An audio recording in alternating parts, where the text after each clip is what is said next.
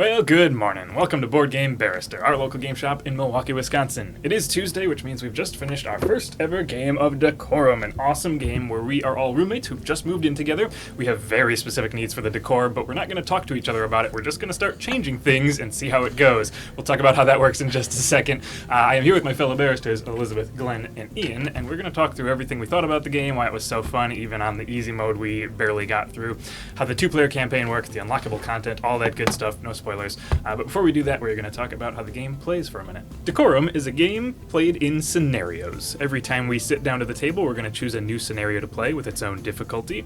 And when we open that scenario envelope, we are going to get a setup for the house we've just moved into. It's going to tell us what rooms are painted what colors and all the objects that are there when we move in. Each player also gets a card with all of their hidden objectives that they have not told any of the other players, and they do not get to tell the other players until later in the game. For now, everybody's just going to start making changes to the house on their turns. That can be to add a new item, to remove one that's already in the house, to paint a room a different color, swap a painting for another one. But after each player has made their change, we're going to go around the table and passive-aggressively tell them how we feel about what they just did. Do you love it? Do you hate it? Or do you feel meh about the change that they just made? At certain milestones, we get to sit down and have a heart-to-heart, or in a 3 or 4 player game, a house meeting, where we can start to actually tell each other what our needs are and share some things about ourselves so that we can start to try to help each other out to get the house looking the way we need it to. We can only win if we get the house to the point where it fulfills all of our players' needs before we have finished the 30th and final round. Every time somebody makes a change, you all get to go around and joke about the change, whether it's good, bad, indifferent, or what have you. So for me, that's the best part, is just like that social aspect after every round is really neat. You don't have to be just silently bemoaning the actions of your fellow players. Yeah, they could have designed this game to be a lot of different themes and it would have worked exactly the same way, but wow, the theme of just changing simple little things about a house and the weird stuff that they made those things. I'm going to swap this unicorn that we have sitting on the table for a brain in a jar is so strange and adds a lot of great little like actual feeling and theme to what is basically just a puzzle on a board that we're all trying to solve together. I'm going to do something else. I need this weird-nosed fellow in our bedroom that we all share. It's a picture of my grandpa.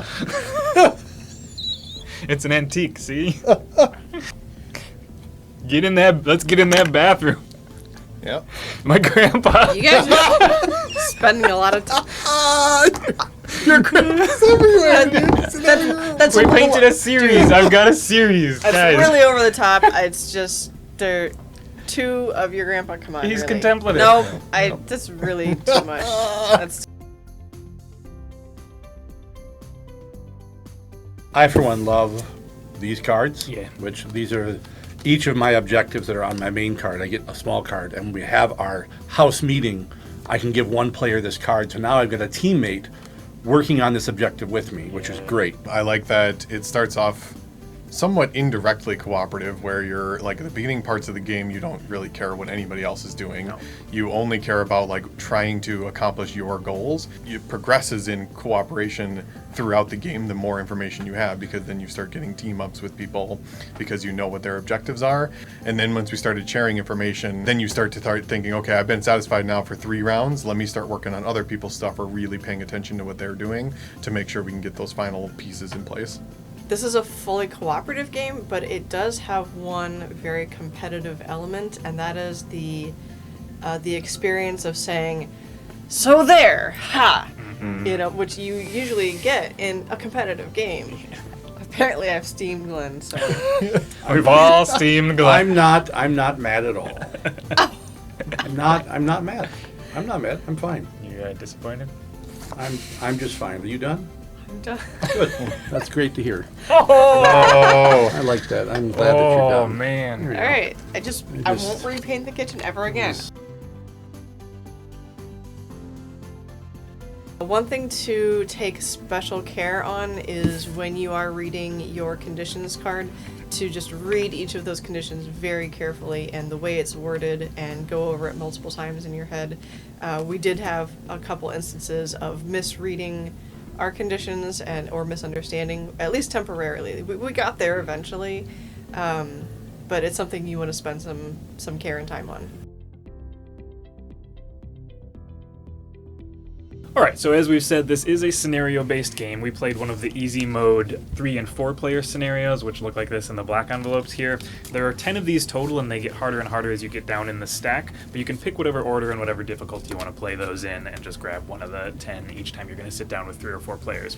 What it is clear they were super focused on as they were designing this game is the 2-player experience. So we have got a 2-player campaign that is meant to be played in order, adds new content as you go, gets more complex as you make your way through, and more difficult. And there are even these campaign milestones, these shrink-wrapped cardboard, probably something punchable in there, packages that say do not open until scenario 12 and until scenario 15 of the campaign. So it's clear this is going to add some more content that we haven't delved into yet. Super excited to see what that is.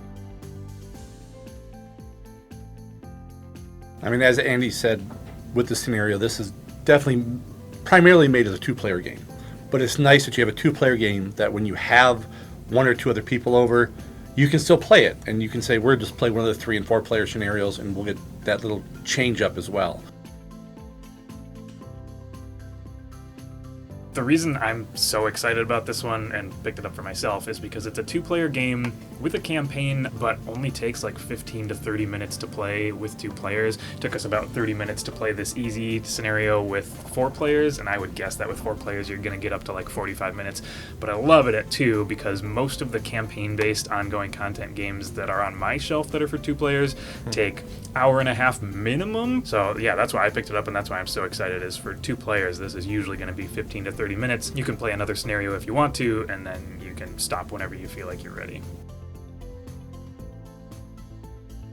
I think it's an excellent game for parents, to be honest with you, because they can play together in short chunks of time when you have an hour before you have to go to sleep when the kids go to bed.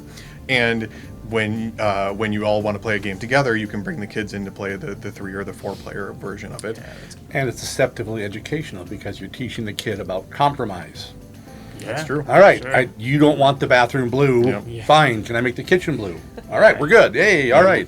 I mean, the obvious one, too, is a couple that just plays a lot of 2-player games and then has other couples they hang out with, right? Like, that's kind of the whole idea is you got this cool game that you can do together, and like Andy said, play some campaign progression with your partner, and then can bring over another couple and play together, and then it's really fun to kind of have that back and forth.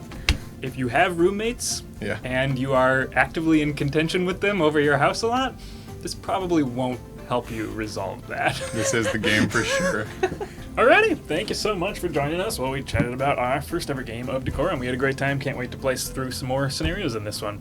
If you like this video, hit that like button, that means more people are going to get to see it, we really appreciate that. Hit that subscribe button, that means as always that you'll get to see all of our videos when we post them. And leave a comment if you got a comment, we love chatting with our viewers. Thanks for watching this week, and we will see you next time.